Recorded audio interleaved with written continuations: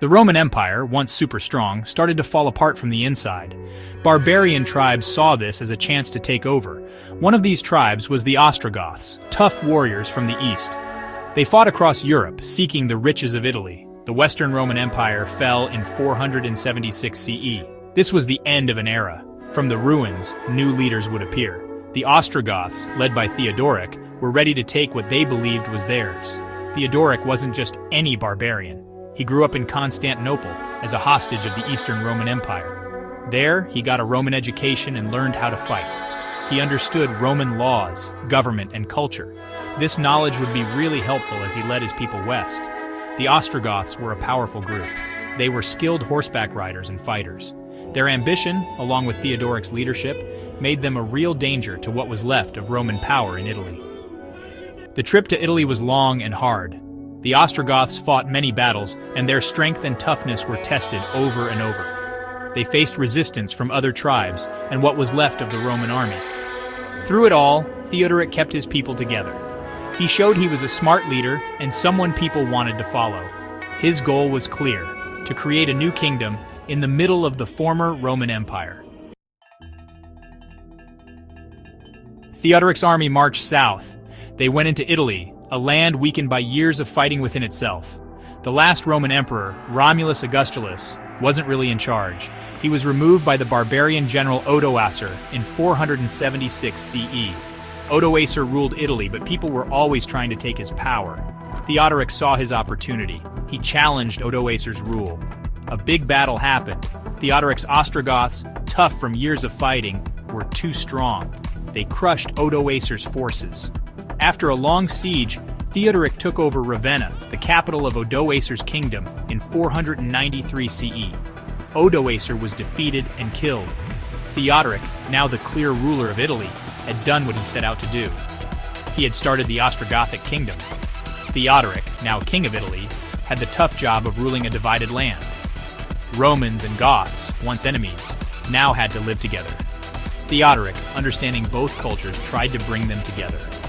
He knew that just being tough wouldn't keep him in power. He needed the support of the wealthy Romans and the church. Theodoric's rule brought a time of peace and stability.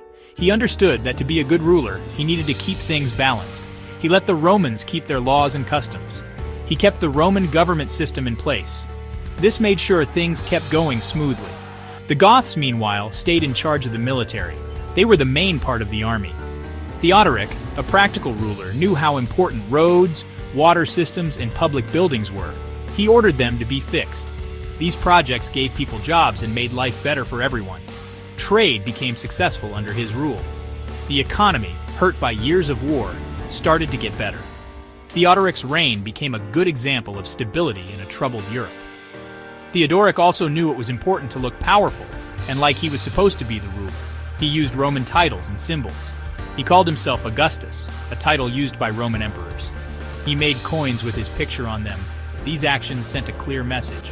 He was the rightful ruler of Italy. His rule wasn't just about taking over, it was about keeping Roman traditions alive, but with a Gothic style. Ravenna, jewel of the Ostrogoths. Ravenna, the capital of the Ostrogothic kingdom, changed a lot. Theodoric started a big building project. He ordered the construction of amazing churches and palaces, showing off the wealth and power of his kingdom.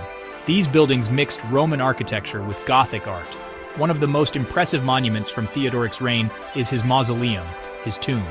This big circular structure, built of huge stone blocks, shows how grand Roman architecture was. It still stands today as a reminder of Theodoric's ambition and his wish to be remembered. Inside, the mausoleum is surprisingly plain, maybe showing Theodoric's Arian Christian beliefs, which were different from the Roman Catholic beliefs of his people. Theodoric's support of art and learning brought scholars and artists to Ravenna. The city became a place where different cultures met and shared ideas. Roman and Gothic traditions mixed, creating a unique cultural blend. You can see this mix of styles in the mosaics on the walls of Ravenna's churches. These detailed works of art show scenes from the Bible and pictures of Theodoric and his court.